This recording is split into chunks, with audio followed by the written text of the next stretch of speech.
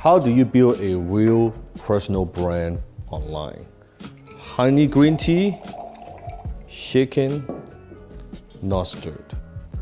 A lot of people want to know, how do I build a personal brand around what I do, around my expertise, my skills, my hobby? Just like JC said, I'm not a businessman, I am a businessman. It's very, very true. I want you to look at some of the biggest personal brands in the world today. Michael Jordan, Floyd Mayweather, Martha Stewart, right? George Foreman Grill. There are many, many personal brands in the world. But exactly how do you do it? Now with social media nowadays, it's much easier for you to get your message, your story, and your just persona out there. The problem is, I can see even young kids, they come up to me, they're 16, 17 years old, and they ask me, Dan, how do I build a personal brand online? And my reply is always very, very blunt. I say, on what? On what? You're 17 years old. You see, in order for a brand, I mean a brand, I'm not just talking about being famous. Now, there are some people out there, they say Paris Hilton, Kim Kardashian, they are getting paid because they are simply famous. They're famous for being famous. You see, that's only a very, very small percentage of the influencers in this world that are able to just being rich simply by being famous. I always say, fame without fortune is frustration. Nothing is worse than having fame and not fortune. Because if you think about it, if you got no money and you're broke, you should be thankful that you're broke. Which is worse? You are famous and your fans think you're rich but you're broke and you can't even pay rent. That sucks big time. So when it comes to personal brand, in order to build a long-term sustainable personal brand, you need to build on something that has substance. I want you to look at, again, the biggest brands in the world. Most of them, almost all of them, building around either the person's skill, their performance, their excellence. They're known for something. I'm good at what I do. Only a handful of things, but I'm very, very good at what I do. You look at Michael Jordan. Why does he have such a brand, a personal brand? Even now, he's retired, playing basketball for many years now. But Michael Jordan, Nike, they're still selling shoes.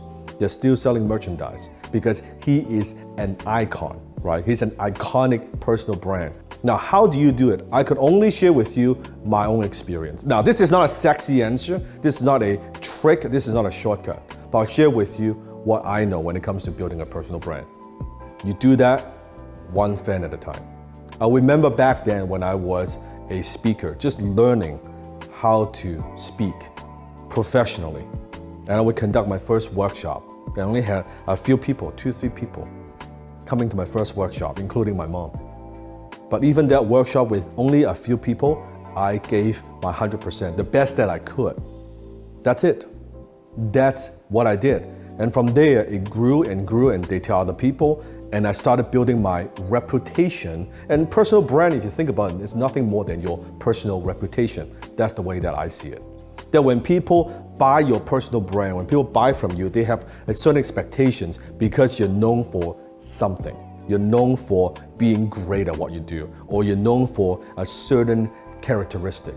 That when I wear that Michael Jordan shirt, or when I wear that Michael Jordan shoes, it is a statement, it's a status, right? It represents something.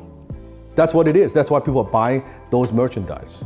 Not just the product, they're buying a feeling, they're buying emotions.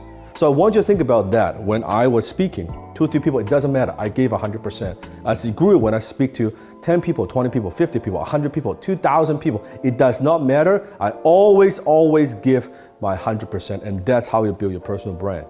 You don't become famous, then you say, I'm gonna build my personal brand. That's not how you do it.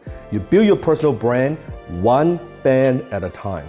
How do you treat that one fan, your first fan, your first 10 fans, 100?